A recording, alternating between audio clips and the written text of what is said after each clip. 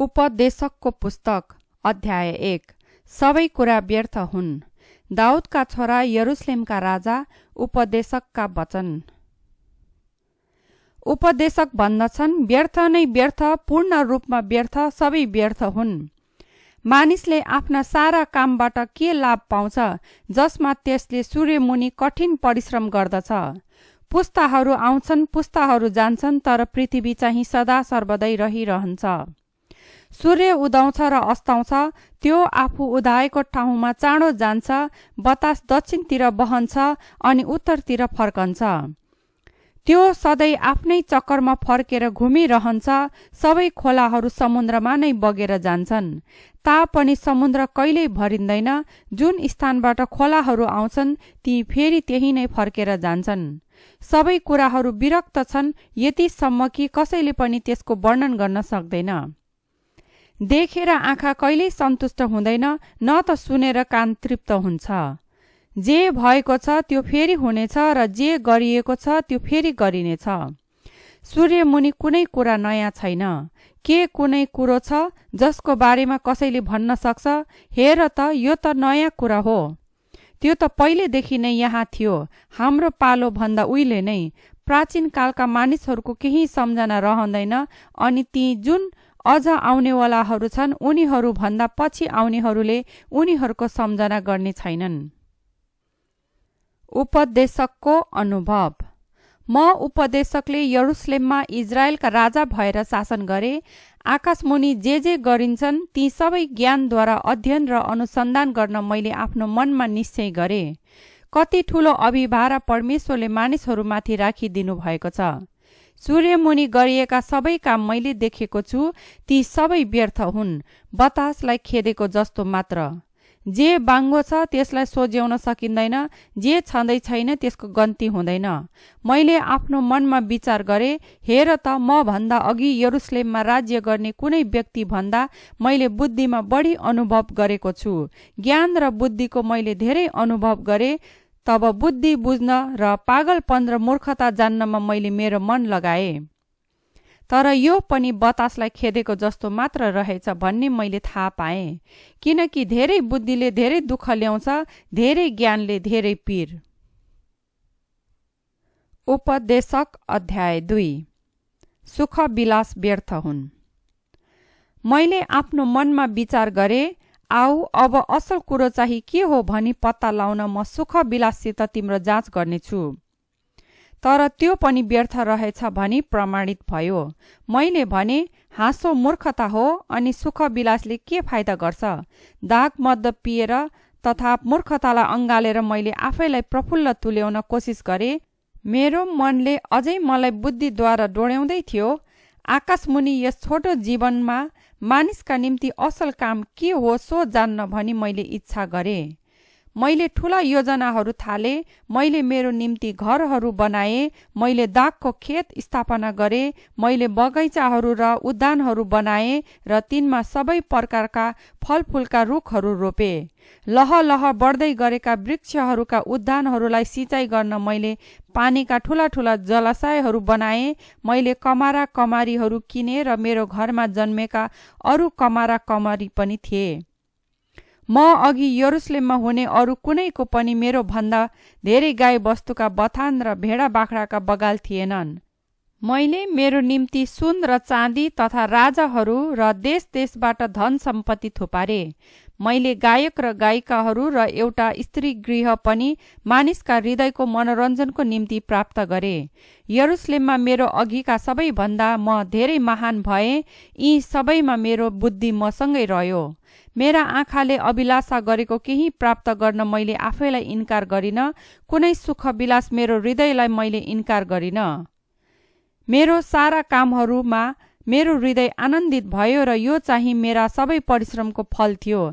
तापनि मेरा हातहरूले गरेका सबै कार्यहरू र प्राप्त गर्नलाई मैले परिश्रम गरेका सबै कुरा जब मैले निरीक्षण गरे, तब प्रत्येक कुरा व्यर्थ थियो, बतासलाई खेदेको जस्तो मात्र रहेछ।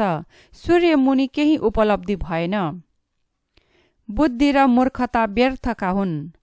तब बुद्धि तथा पागलपन र मूर्खता पनि के रहेछ भनी सोच्नलाई मैले मेरो विचार त्यसतिर फर्काए। राजाले अघि नै गरिराखेका कामभन्दा तिनको पछि आउनेले अरू के बढी गर्न सक्छ र? मैले के देखेँ भने जसरी अँध्यारो भन्दा उज्यालो असल हुन्छ त्यसरी नै मूर्खता भन्दा बुद्धि असल हुन्छ। बुद्धिमान मानिसका आँखा त्यसको शिरमा हुन्छन् तर मूर्ख चाहिँ अन्धकारमा हिँड्छ। तर मैले थाहा पाएँ कि यी दुवैमाथि एउटै दशा आइपर्नेछ। तब मैले आफ्नो मनमा विचार गरेँ, मूर्खको दशा म माथि पनि आइलाग्नेछ। म बुद्धिमान भएको के लाभ भयो त? मैले मेरो मनमा भने यो पनि व्यर्थ रहेछ, किनकि बुद्धिमान मानिसको पनि मूर्खको झैँ धेरै सम्झना रहँदैन। आउने दिनहरूमा दुवैजना बिर्सिनेछन्। मूर्ख जस्तै बुद्धिमान पनि मर्नै पर्छ। परिश्रम पनि व्यर्थ हो। यसैले मैले मेरो जीवनकाललाई घृणा गरेँ, किनभने सूर्यमुनि गरेको काम मेरो निम्ति दुःखदायी रहेछ। ती सबै व्यर्थ हुन्, बतासलाई खेदेको जस्तो मात्र। सूर्यमुनि सबै कुरा जसका निम्ति मैले परिश्रम गरेको छु ती सबै मैले घृणा गरेँ, किनभने मैले ती म पछि आउनेको निम्ति छोड्नै पर्छ। अनि कसले जान्दछ त्यो बुद्धिमान हो कि मूर्ख? तापनि मैले सूर्यमुनि गरेका सबै कार्यहरू त्यसकै अधीनमा रहनेछन्, जसमा मैले मेरा सारा प्रयास र सिप लगाएको छु। यो पनि व्यर्थ हो। तब सूर्यमुनि गरेका मेरा सबै परिश्रम र मेहनतलाई सम्झेर म स्वयं निराश भएँ, किनभने बुद्धि, ज्ञान र निपुणतासित कुनै मानिसले काम गरे तापनि त्यसले प्राप्त गरेका सबै अरू कसैको लागि छोडिदिनै पर्छ, जसले त्यसको निम्ति काम गरेकै छैन। यो पनि व्यर्थ र ठूलो दुर्भाग्य हो। सूर्यमुनि आफैले गरेका सबै मेहनत र चिन्ता सहितको परिश्रमबाट मानिसले के पाउँछ र? त्यसका सबै दिनका काम पीर र दुःख हुन्। राति पनि त्यसको मनले विश्राम पाउँदैन। त्यो पनि व्यर्थ हो। मानिसले खानु, पिउनु र आफ्नो काममा सन्तुष्ट रहनु भन्दा अरू अझ बढी केही गर्न सक्दैन। यो पनि परमेश्वरको हातबाट आएको म देख्छु, किनभने उहाँ बिना कसले खान वा सुख प्राप्त गर्न सक्छ र? जुन मानिसले परमेश्वरलाई खुसी तुल्याउँछ त्यसैलाई उहाँले बुद्धि, ज्ञान र आनन्द दिनुहुन्छ। तर पापीलाई चाहिँ उहाँले परमेश्वरलाई खुसी तुल्याउने व्यक्तिको निम्ति धन सम्पत्ति जम्मा गर्ने र थोपार्ने काम दिनुहुन्छ। यो पनि व्यर्थ र बतासलाई खेदेको जस्तो मात्र हो। उपदेशक अध्याय 3। प्रत्येक कुराको लागि समय छ। सबै कुराको लागि समय छ र आकाशमुनि सबै कार्यकलापको बेला छ। जन्मने एउटा समय छ र मर्ने एउटा समय, रोप्ने एउटा समय छ र उखेल्ने एउटा समय, मार्ने एउटा समय छ र निको पार्ने एउटा समय, भत्काउने एउटा समय छ र बनाउने एउटा समय, रुने एउटा समय छ र हाँस्ने एउटा समय, शोक गर्ने एउटा समय छ र नाच्ने एउटा समय, ढुङ्गा छर्ने एउटा समय छ र ती बटुल्ने एउटा समय, अँगाल्ने एउटा समय छ र अलग रहने एउटा समय, खोज्ने एउटा समय छ र छोडिदिने एउटा समय, राख्ने एउटा समय छ र फाल्ने एउटा समय, च्यात्ने एउटा समय छ र मर्मत गर्ने एउटा समय, चुप लाग्ने एउटा समय छ र बोल्ने एउटा समय, प्रेम गर्ने एउटा समय छ र घृणा गर्ने एउटा समय, युद्ध गर्ने एउटा समय छ र मेलमिलाप गर्ने एउटा समय। काम गर्नेले आफ्नो परिश्रमबाट के लाभ पाउँछ र? परमेश्वरले मानिसहरूमाथि राखिदिनु भएको भार मैले देखेको छु। उहाँले हरेक कुरालाई आफ्नो समयमा सुन्दर बनाउनु भएको छ। उहाँले मानिसका हृदयमा अनन्तता पनि राखिदिनु भएको छ। तापनि तिनीहरूले परमेश्वरले आदिदेखि अन्त्यसम्म के गर्नु भएको छ त्यसको गहिराईलाई बुझ्न सक्दैनन्। म जान्दछु कि मानिसको निम्ति आफू जीवित रहँदा आनन्दित रहनु र असल गर्नुभन्दा अरू असल कुरो केही छैन। परमेश्वरको दान यही हो कि हरेक मानिसले खाओस्, पियोस् र आफ्नो सारा परिश्रममा सन्तुष्ट रहोस्। मलाई थाहा छ कि परमेश्वरले जे गर्नुहुन्छ त्यो सधैँभरि नै रहिरहन्छ। त्यसमा केही थप्न वा घटाउन सकिँदैन। मानिसहरूले उहाँलाई श्रद्धा गरून् भनी परमेश्वर यसो गर्नुहुन्छ। जे छ त्यो अघिदेखि नै थियो, जे हुनेछ त्यो पहिलेदेखि नै थियो। परमेश्वरले भूतकालमा भएका कुराहरूको हर हिसाब लिनुहुन्छ। अनि मैले सूर्यमुनि अर्कै कुरा पनि देखेँ, न्यायको सट्टामा खराबी पो रहेछ, धार्मिकताको सट्टामा खराबी पो रहेछ। मैले आफ्नो मनमा विचार गरेँ, परमेश्वरले धर्मी र दुष्ट दुवैलाई न्यायमा ल्याउनुहुनेछ, किनकि हरेक कार्यको समय हुनेछ र हरेक कामको समय हुनेछ। मैले यो पनि सोचे, मानिसहरू त पशु सरह हुन् भन्ने जानुन् भनी परमेश्वरले तिनीहरूको जाँच गर्नुहुन्छ। मानिसको भाग्य पशुको झैँ हुन्छ, ती दुवैको एउटै दशाले प्रतीक्षा गरिरहन्छ। एउटा जसरी मर्छ अर्को पनि त्यसरी नै मर्छ। सबैको एउटै सास हुन्छ, मानिसहरूको पशुभन्दा बढी सुविधा हुँदैन। हरेक कुरा व्यर्थ हो, सबै एउटै ठाउँमा जान्छन्, किनभने सबै धुलोबाट आएका हुन् र सबै धुलोमा फर्किजान्छन्। मानिसको आत्मा चाहिँ उँभोतिर र पशुको तल माटोमा जान्छ भनी कसले जान्दछ र? यसैले मैले देखेँ कि मानिसको निम्ति त आफ्नै काममा आनन्द लिनुभन्दा अरू असल कुरो केही हुँदैन, किनभने त्यही नै त्यसको भाग हो, किनकि कसले त्यसलाई त्योभन्दा पछि हुने कुराहरू देखाउन सक्छ र? उपदेशक अध्याय 4। अत्याचार, परिश्रम, मित्रहीनता। फेरि मैले हेरेँ र सूर्यमुनि भइरहेका सबै अत्याचार देखेँ। अत्याचारमा परेकाहरूको आँसु मैले देखेँ, अनि तिनीहरूलाई सान्त्वना दिने कोही छैन। अत्याचारीहरूको पक्षमा शक्ति थियो र अत्याचारमा परेकाहरूलाई सान्त्वना दिने कोही थिएन। यसैले मैले प्रष्टै भने कि मृतकहरू जुन मरिसकेका छन् तिनीहरू हालका जीवितहरू भन्दा खुसी छन्। तर ती दुवै भन्दा पनि अझ खुसी चाहिँ त्यो व्यक्ति हो जो अहिलेसम्म भएको छैन र जसले सूर्यमुनि गरिने दुष्ट काम देखेकै छैन। अनि मैले यो देखेँ कि सबै परिश्रम र उपलब्धिहरू चाहिँ मानिसले आफ्नै छिमेकीलाई ईर्ष्या गरेको कारणबाट मात्र हुँदो रहेछ। यो पनि व्यर्थ र बतासलाई खेदेको जस्तो मात्र हो। मूर्ख आफ्ना हात बाँधेर बस्छ र आफ्नो विनाश आफै ल्याउँछ। परिश्रम साथ कमाएको र बतासलाई खेदेको 2 मुठी भन्दा शान्तिसित 1 मुठी भएको अझ असल हो। फेरि मैले सूर्यमुनि केही व्यर्थ देखेँ। एउटा एक्लो मानिस थियो, त्यसका न त छोरा न दाजुभाइ थिए। त्यसको परिश्रमको अन्त्य थिएन, तापनि त्यो आफ्नो धन सम्पत्तिमा सन्तुष्ट हुँदैन थियो। त्यसले सोध्यो, कसको लागि म मेहनत गरिरहेको छु? जीवनको सुख म किन त्याग्दैछु? यो पनि व्यर्थ हो, एउटा दुःखदायी कुरा। 1 भन्दा 2 असल हो, किनभने तिनीहरूले आफ्नो कामको असल फल पाउनेछन्। यदि एउटा लोट्यो भने त्यसको मित्रले त्यसलाई उठाउन सहायता गर्छ, तर लोड्दा पनि उठाउने कोही साथी नहुने बिचरा। त्यस्तै यदि 2 जना सँगै सुते भने ती न्याना हुन्छन्, तर एकलाई त कसरी न्यानो हुने? 1 जनालाई कसैले जित्ला, तर 2 जनाले त आफ्ना सुरक्षा गर्न सक्छन्। 3 सुतले बाटेको डोरी चाँडै चुडिँदैन। प्रगति व्यर्थ हो। चेतावनी नलिने वृद्ध तर मूर्ख राजा भन्दा निर्धन तर बुद्धिमान युवक अझ उत्तम हो। त्यो युवक झ्यालखानाबाट निस्केर राजा हुन पुगेको होला, वा त त्यो आफ्नो राज्यमा निर्धन जन्मेको होला। मैले के देखेँ भने सूर्यमुनि जिउने र हिँडडुल गर्ने सबै राजाको उत्तराधिकार त्यही युवकको पछि लागे। तिनीहरू अघिका सबै मानिसहरूको कुनै अन्त्य थिएन, तर जो तिनीहरू पछि आए उनीहरू त्यस उत्तराधिकारसँग प्रसन्न भएनन्। यो पनि व्यर्थ हो र बतासलाई खेदेको जस्तो मात्र हो।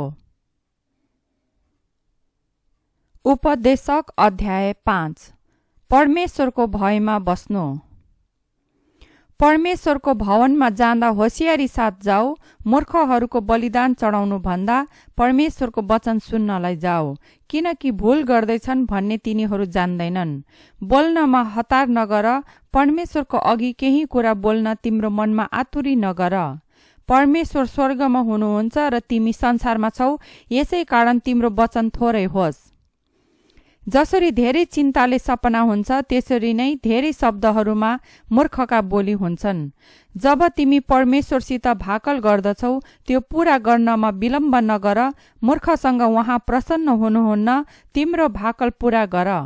भाकल गरेर पनि पूरा नगर्नु भन्दा त भाकल नगरेको अझ असल हो। तिम्रो आफ्नो बोलीले तिमीलाई पाप गर्न नलाओस्, अनि मन्दिरको समाचार वाहकलाई मेरो भाकल त भूल भएको थियो भनी प्रतिवाद नगर। तिमीले बोलेका कुरासँग परमेश्वर रिसाएर तिम्रो हातको कामलाई नाश गर्ने किन? धेरै कल्पना र धेरै शब्दहरू व्यर्थ हुन्, यसकारण परमेश्वरको भय मान। धन सम्पत्ति व्यर्थ हुन्।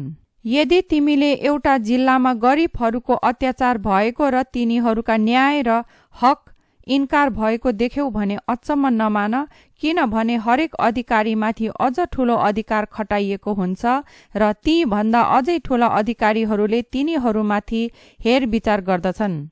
जमिनबाट उब्जेका सबैले लिन्छन्, राजा स्वयंले खेतबाटै लाभ उठाउँछन्।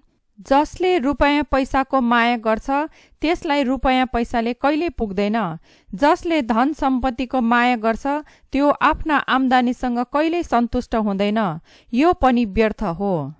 जब धन सम्पत्ति बढ्छ तब खाने मुख पनि धेरै बढ्छ, अनि ती हेर्नु बाहेक मालिकलाई धन सम्पत्तिको अरू के लाभ हुन्छ र?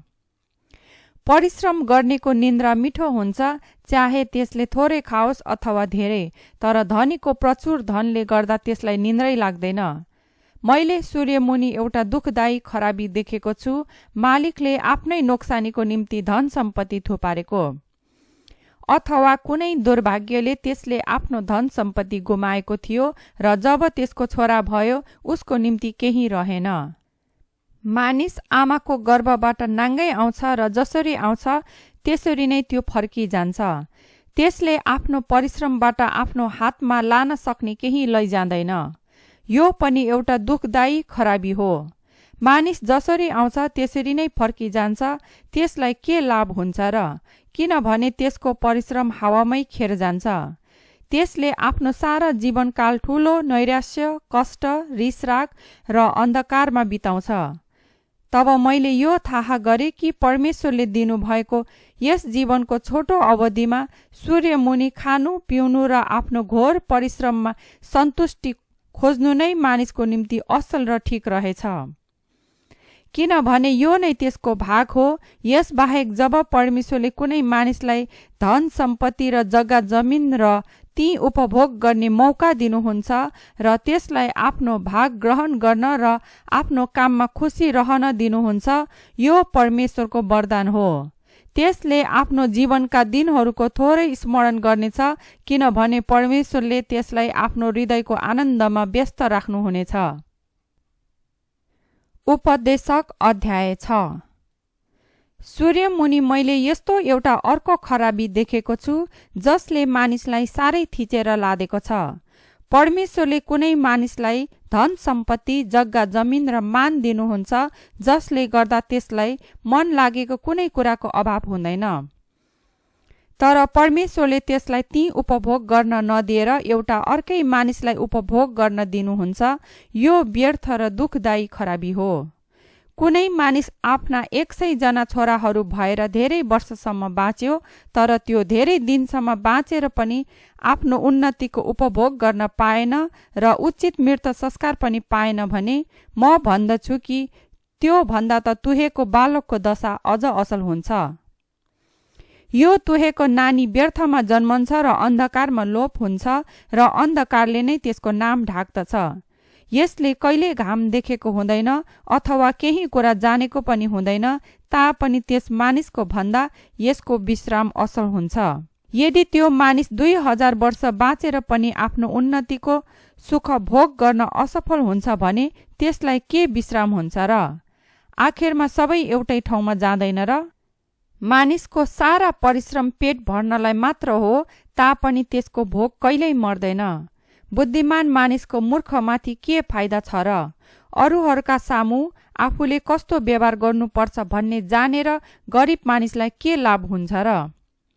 आफूसँग जे छ त्यसमा सन्तुष्ट हुनु अरू कुराको लोभ गरिरहनु भन्दा असल छ। यो पनि व्यर्थ र बतासलाई खेदेको जस्तो मात्र हो। जे छँदैछ त्यसलाई नाउँ दिइसकेकै छ र मानिस के हो त्यो जानिएकै छ। आफूभन्दा बलियोसँग कोही मानिस विरोध गर्न सक्दैन। जति धेरै कुरा त्यति नै कम अर्थ हुन्छ, त्यसले कसैलाई के लाभ हुन्छ र? किनकि यस जीवनको छोटो र अर्थहीन अवधिमा जो मानिसले छाया जस्तै बिताउँछ त्यसलाई के कुरो असल छ भनी कसले जान्दछ र? त्यो मरि गएपछि सूर्यमुनि के हुनेछ भनी त्यसलाई कसले भन्न सक्छ र? उपदेशक अध्याय 7। बुद्धिको श्रेष्ठता। असल नाउँ अति सुगन्धित अत्तर भन्दा अझ असल हो र मृत्युको दिन जन्मको दिन भन्दा अझ उत्तम हो। भोजको घरमा जानु भन्दा शोकको घरमा जानु असल हो।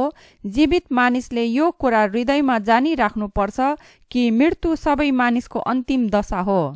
हँसी भन्दा अफसोस अझ असल हो, किनकि शोकित अनुहार हृदयको लागि ठिक छ। बुद्धिमानको मन शोकको घरमा हुन्छ, तर मूर्खहरूको मन चैनको घरमा हुन्छ। बुद्धिमान मानिसको हप्काइलाई ध्यान दिनु मूर्खहरूको सङ्गीत सुन्नु भन्दा अझ असल हो। भाँडा मुनि पड्कने काँडाको आगो जस्तै मूर्खहरूको आँसु हुन्छ, यो पनि व्यर्थै हो। करकापले बुद्धिमान मानिसलाई पनि मूर्ख बनाउँछ र घुसले हृदयलाई भ्रष्ट पार्छ। कुनै कामको सुरु भन्दा त्यसको अन्त अझ असल हुन्छ। धैर्य धारण गर्नु अहङ्कारी हुनु भन्दा असल हुन्छ। मनमा झट्टै नरिसाओ, किनभने रिस त मूर्खहरूको काखैमा बसेको हुन्छ। उहिलेका दिनहरू अहिलेका दिनहरू भन्दा किन उत्तम थिए भनी नभन, किनकि यस्तो प्रश्न सोध्नु बुद्धिको कुरो होइन। बुद्धि पैतृक धनको असल कुरो हो र घामको उज्यालो देख्नेलाई यसले फाइदा गर्दछ। जसरी रुपैयाँ पैसा एउटा आश्रय हो, त्यसरी नै बुद्धि पनि एउटा आश्रय हो। तर बुद्धिको लाभ यही हो कि बुद्धिले बुद्धिमान मानिसको प्राण जोगाइराख्छ। परमेश्वरले के गर्नु भएको छ सो विचार गर। उहाँले बाङ्गो बनाउनु भएको कुरालाई कसले सोझो पार्न सक्छ र? समय राम्रो हुँदा खुसी हौ, तर समय नराम्रो हुँदा विचार गर कि परमेश्वरले ती दुवै बनाउनु भएको हो। यसकारण मानिसले आफ्नो भविष्यको विषयमा केही पत्ता लगाउन सक्दैन। धर्मी मानिस आफ्नो धार्मिकतामा नष्ट भएको र दुष्ट मानिस चाहिँ आफ्नो दुष्टतामा धेरै वर्षसम्म बाँचेको मैले मेरो अर्थहीन जीवनमा देखेको छु। धेरै धर्मात्मा नहौ र धेरै बुद्धिमान पनि नहौ। तिमी किन आफैलाई नाश गर्ने? ज्यादै दुष्ट र ज्यादै मूर्ख नहौ। तिमी किन अकालमा मर्ने? एउटालाई समाति राख्नु र अर्कोलाई नछोड्नु दुवै असल हो। जसले परमेश्वरको भय राख्छ त्यो मानिस सबैदेखि अलग्गै बस्छ। बुद्धिले बुद्धिमान मानिसलाई सहरका 10 जना शासक भन्दा शक्तिशाली तुल्याउँछ। संसारमा यस्तो कुनै धर्मी मानिस छैन जसले सबै काम ठिक गर्छ र कहिले पाप गर्दैन। मानिसले भनेका सबै कुराहरूमाथि ध्यान नदेऊ, नत्र त तिम्रै नोकरले तिमीलाई सरापेको तिमीले सुन्नेछौ। किनभने तिमीले कतिचोटि अरूहरूलाई सरापेका छौ त्यो तिमीलाई मनमनै थाहा होला। यी सबै कुरा मैले बुद्धिद्वारा जाँच गरेर भने, बुद्धिमान हुनलाई मैले निश्चय गरेको छु, तर यो मबाट टाढै रह्यो। बुद्धि जे नै भए तापनि यो महान र प्रगाढ छ, कसले त्यसको आविष्कार गर्न सक्छ र? यसै कारण मैले बुद्धि र घटना पछिका कारणहरू खोज तलास गर्न मेरो मन लगाएँ र दुष्टताको मूर्खता र मूर्खको पागलपना बुझ्न इच्छा गरेँ। त्यही स्त्री जो एउटा पासो छे त्यसलाई मृत्युभन्दा तितो मैले भेटाएँ। त्यसको हृदय धराप र त्यसका हातहरू चाहिँ साङ्लाका बन्धन हुन्। जुन मानिसले परमेश्वरलाई खुसी पार्छ त्यो त्यसबाट बाँच्नेछ, तर पापीलाई त्यसले पासोमा पार्छे। उपदेशकले भन्छन्, मैले जे पत्ता लगाएको छु सो सुन। एउटा कुरामाथि अर्को थप्दै प्रत्येक घटना पछिका कारण पत्ता लगाउन खोजिरहँदा तर नभेटाउँदा मैले 1000मा एउटा सोझो मानिस भेटाएँ, तर 1000मा एउटै सोझो स्त्री भेटाइन। यो मात्र मैले भेटाएको छु, परमेश्वरले मानिसलाई सोझो बनाउनु भयो, तर मानिस चाहिँ अनेक परिकल्पनाको खोजीमा लागेको छ। उपदेशक अध्याय 8। बुद्धिमान मानिस जस्तै को छ र? यी कुराहरूको व्याख्या कसलाई थाहा छ र? बुद्धिले मानिसको अनुहार उज्यालो बनाउँछ र त्यसको कठोर अनुहार बदलिदिन्छ। राजाको आज्ञा पालन गर्नमा शिक्षा। म भन्दछु, राजाज्ञा पालन गर, किनभने तिमीले परमेश्वरको अघि शपथ खाएका छौ। राजाको उपस्थितिबाट बिदा हुन हतार नगर। कुनै दुष्ट कुराको पक्षमा अडान नल्याऊ, किनभने राजालाई जे इच्छा लाग्छ तिनले त्यही गर्दछन्, किनकि राजाको वचन सर्वमान्य हुन्छ। कसले तिनलाई भन्न सक्छ, हजुर के गरी बक्सन्छ? जसले राजाको आज्ञा पालन गर्दछ त्यसलाई केही हानि हुँदैन, अनि बुद्धिमान हृदयले उचित समय र तरिका जान्नेछ। यद्यपि मानिसमाथि साह्रै दुःख कष्ट आए तापनि हरेक कुराको निम्ति उचित समय र तरिका हुन्छ। भविष्यबारे कसैलाई थाहा छैन, यसकारण कसले मानिसलाई पछि के हुन्छ भनी भन्न सक्छ। बतासलाई थामिराख्नु कसैको शक्ति छैन र त्यसै गरी आफ्नो मृत्युको दिनमाथि कसैको अधिकार छैन। जसरी युद्धको समयमा कसैलाई पनि बिदा हुँदैन, त्यसरी नै खराबी गर्नेलाई त्यसले कहिल्यै छोड्ने छैन। सूर्यमुनि गरिएका सबै कुराहरूलाई मैले मन लगाएर हेर्दा यी सबै कुरा देखे।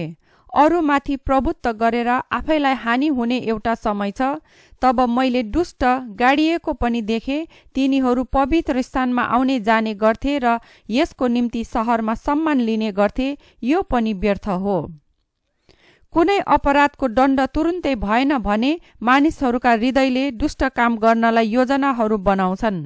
यद्यपि दुष्ट मानिसले अनेकौं खराबी गरेर पनि लामो समयसम्म बाँचिरहन्छन्, तापनि परमेश्वरको भय मान्नेहरूलाई उहाँको अघि श्रद्धालु हुनेहरूलाई असलै हुनेछ भन्ने मलाई थाहा छ। तर दुष्टहरूले परमेश्वरको भय नमानेका हुनाले तिनीहरूको भलो हुँदैन र तिनीहरूका दिनहरू छाया जस्तै लामा हुने छैनन्। संसारमा केही अर्को एउटा व्यर्थको कुरा हुँदैछ। दुष्टले पाउनु पर्ने दण्ड धर्मीले पाउँछ र धर्मीले पाउनु पर्ने इनाम दुष्टले पाउँछ। म भन्दछु यो पनि व्यर्थ हो। यसैले सुख चयन गरे हुन्छ भनी म सल्लाह दिन्छु। किनभने सूर्यमुनि मानिसलाई खानु पिउनु र रमाइलो गर्नुभन्दा अरू असल केही रहेनछ।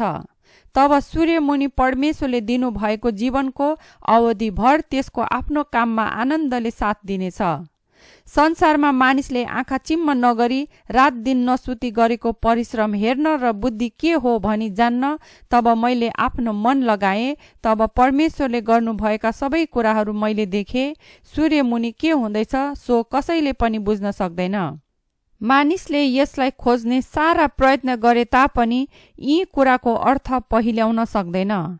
यदि कुनै बुद्धिमान मानिसले म जान्दछु भनी दाबी गर्छ भने पनि यथार्थमा त्यसले जानेको हुँदैन। उपदेशक अध्याय 9। सबैको निम्ति अन्तिम दशा एउटै हुन्छ। यी सबै कुरामा मैले विचार गरे र यही निष्कर्षमा पुगे कि धर्मात्मा र बुद्धिमानहरू र तिनीहरूले गरेका सारा क्रियाकलाप परमेश्वरकै हातमा हुँदो रहेछन्। तर कुनै मानिसले पनि आफूलाई प्रेम वा घृणा केले प्रतीक्षा गरिरहेको छ सो जान्दैन।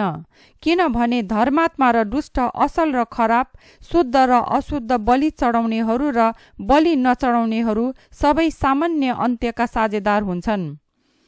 असल मानिसलाई झैं पापीलाई पनि हुन्छ, शपथ खानेहरूलाई झैं शपथ खान डराउने मानिसहरूलाई पनि हुन्छ। सूर्यमुनि हुने प्रत्येक काममा दुष्टता छ, सबैलाई एकै अन्त्य आइपर्छ।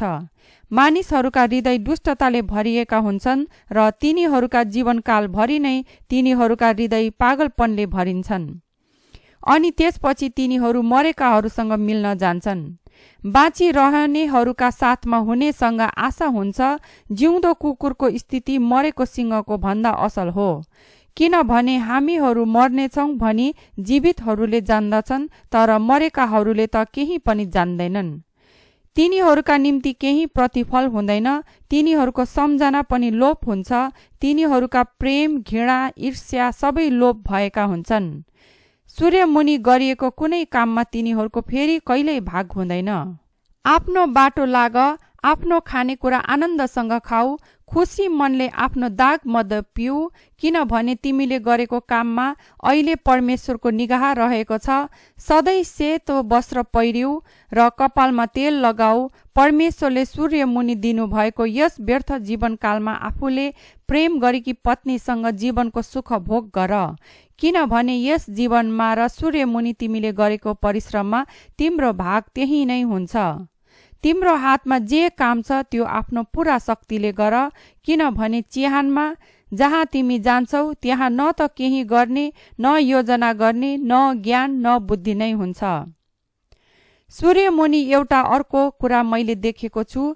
चाँडो दगुर्नेले दौड जित्दैन, न शक्तिशालीले युद्ध जित्छ, न त बुद्धिमानलाई भोजन आउँछ, न तीव्र ज्ञानीलाई धन सम्पत्ति आउँछ, वा न त पढेकाले निगाह प्राप्त गर्छ। तर समय र मौका नै तिनीहरू सबैले पाउँछन्। त्यसबाहेक आफ्नो काल कहिले आउँछ भनी कुनै मानिसले जान्दैन। माछा निर्दयी जालमा र चरा पासोमा परे झैं मानिसहरू पनि नसोच्दै दुर्दशामा फेला पर्छन्। मूर्खता भन्दा बुद्धि ठूलो। मैले सूर्यमुनि बुद्धिको पनि एउटा नमुना देखे जसले मलाई साह्रै प्रभावित पार्यो। एकपल्ट थोरै बासिन्दा भएको एउटा सानो सहर थियो। त्यसलाई शक्तिशाली राजाले आक्रमण गरे। तिनले त्यसलाई घेरेर त्यसको चारैतिर घेरा मचान बनाए।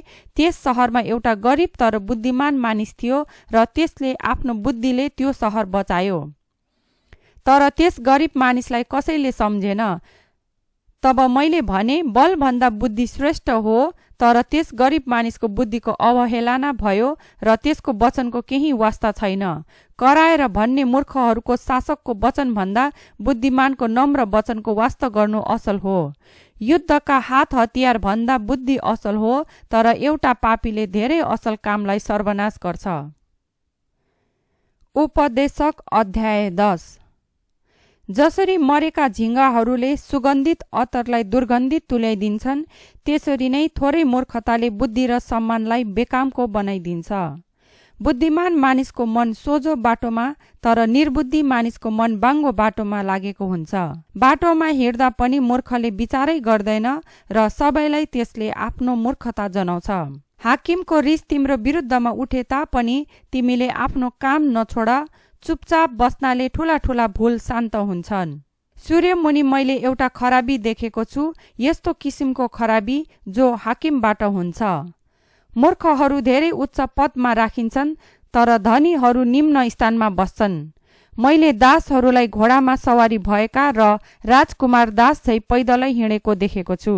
खाडल खन्ने मानिस आफै त्यसमा जाकिन्न सक्छ र पर्खाल भत्काउने मानिसलाई सापले डस्न सक्छ। ढुङ्गा फोड्ने मानिसलाई तीबाट चोट लाग्न सक्छ अनि दाउरा काट्ने मानिस ती दाउराबाटै खतरामा पर्न सक्छ। बन्चरो बोधो छ र त्यो उद्याएको छैन भने ज्यादै बल प्रयोग गर्नुपर्छ, तर सिपले सफलता ल्याउँछ। लट्ठ्याउन अघि नै सापले डस्यो भने सपेरालाई केही फाइदा हुँदैन। बुद्धिमान मानिसको मुखका वचन शिष्टाचार भएका हुन्छन्, तर मूर्ख चाहिँ आफ्नै बोलीले नष्ट हुन्छन्। सुरुमा त्यसले अर्थहीन कुरा गर्छ, अन्त्यमा त्यसको कुरा दुष्ट पागलपना मात्र हुन्छ। मूर्खले कुरा गरेको गरेकै हुन्छ। के हुने हो कसैले जान्दैन। त्यसको पछि के हुने त्यसलाई कसले बताउन सक्छ र? मूर्ख आफ्नो कामले आफै थाक्छ, त्यसले सहर जाने बाटै चिन्दैन। जुन देशमा नोकर राजा थियो र जसमा राजकुमारहरूले एका बिहानै भोज खान्छन्, त्यस देशलाई धिक्कार छ। त्यो देश सुखी छ जसका राजा कुलीन परिवारमा जन्मेका छन् र जसका राजकुमारहरूले मतवालापनको निम्ति होइन, तर बलको निम्ति ठिक समयमा भोजन गर्छन्। यदि कुनै मानिस अल्छे छ भने घरको धुरी भत्कन्छ। यदि त्यो हात बाँधेर बस्छ भने त्यसको घर चुहिन्छ। खुसियालीको लागि भोज तयार गरिन्छ र दाग मध्यले जीवनलाई आनन्दित तुल्याउँछ, तर पैसाले नै हर कुरा सुल्झाउँछ। आफ्नो सोचाइमा पनि राजाको निन्दा नगर अथवा धनीलाई आफ्नो कोठामा नसराप, किनकि आकाशको पंक्षीले तिम्रो कुरा लैजाला र उडिरहेको चराले तिमीले भनेको कुरा बताइदेला। उपदेशक अध्याय 11। पानीमाथि अन्न। आफ्नो अन्न पानीमा फालिदेऊ र धेरै दिनपछि तिमीले त्यो फेरि पाउनेछौ। तिमीले 7-8 जनालाई भाग बाँडिदेऊ, किनभने तिमी जान्दैनौ कस्तो विपत्ति देशमा आइपर्नेछ। बादल पानीले पूर्ण भयो भने त्यसले जमिनमा पानी वर्षाउँछ। रुख दक्षिणमा ढल्यो भने पनि अथवा उत्तरमा ढल्यो भने पनि त्यो जहाँ ढलेको छ त्यही नै पडिरहन्छ। बतासको विचार गर्नेले कहिल्यै छड्दैन, बादलमा नजर राख्नेले कहिल्यै कटनी गर्दैन। जसरी तिमीले हावाको चाल कतातिर पुग्छ र आमाको गर्भमा शरीर कसरी बनिन्छ भनेर जान्दैनौ, त्यसरी नै सब थोक बनाउनु हुने परमेश्वरका हातको कामलाई तिमी बुझ्न सक्दैनौ। बिहान समयमा नै तिम्रो बिउ छर र बेलुकी पनि काम गर्न नछोड, किनभने अहिले छरेको अथवा भरे छरेको कुन चाहिँ सफल हुन्छ अथवा दुवै नै राम्रा होलान् भनी तिमी जान्दैनौ। युवावस्थामा आफ्ना सृष्टिकर्ताको सम्झना गर। उज्यालो असल हुन्छ, आँखाले घामलाई हेर्न मन पराउँछ। मानिस जति धेरै वर्ष बाँचे तापनि त्यो ती सबैमा आनन्दित होस्, तर त्यसले अन्धकारका दिनहरूको पनि स्मरण गरोस्, किनभने ती धेरै हुन्छन्। हुन आउने सबै कुराहरू व्यर्थ हुन्। ए जवान मानिस, युवावस्थामा हुँदा खुसी हौ। तिम्रो हृदयले तिम्रो जवानीमा आनन्द देऊन्। तिम्रा आँखाले देखेका कुराहरू र तिम्रो हृदयका कुराहरूलाई पछ्यौ, तर यो याद राख कि परमेश्वरले यी सबै कुराको लेखा लिनुहुन्छ। यसै कारण चिन्तालाई तिम्रो हृदयबाट पर राख र शरीरको दुःखलाई फालिदेऊ, किनभने युवावस्था र बल व्यर्थ हुन्। उपदेशक अध्याय 12।